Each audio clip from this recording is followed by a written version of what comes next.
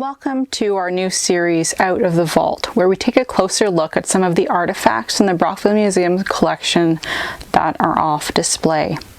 So today we're in our textile and art room, and we'll be looking at an artifact from the Brockville Museum's collection. Now, when we accept an artifact into our collection, we ask these questions about it: who, what, where, when, and why. This piece was actually made out of an unusual material. This material was human hair. So a little bit morbid for us perhaps, but this sort of tells us a little bit more about Victorian mourning traditions. So we do know that this hair wreath was made by an Eliza Grant of Brockville in 1869.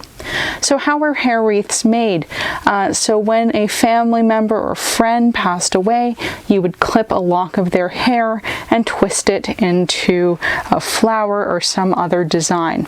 Now, as more family members passed away, you would continue adding your hair to your wreath and twisting it into more designs. You'll notice that the top of the wreath is open.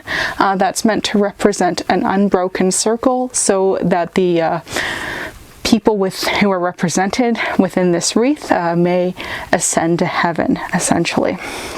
Now, say your family were mostly brunettes, but you wanted a bit of blonde hair to sort of even out the color work in your wreath.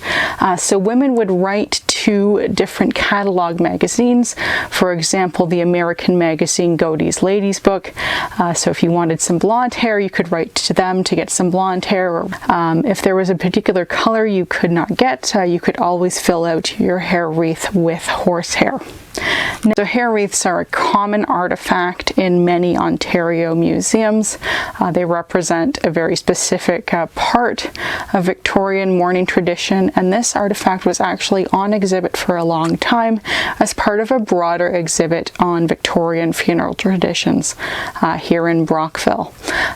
Any artifacts made of biological material, be it hair, bone, or fur, are very sensitive to environmental changes, and of course they're very sensitive to light, so it's safe to stay here up in the textile and art room for now.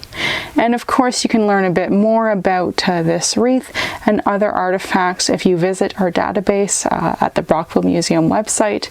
So this is the Open Drawer project, where we're cataloging and digitizing all of the artifacts within the Brockville Museum collection. Thank you.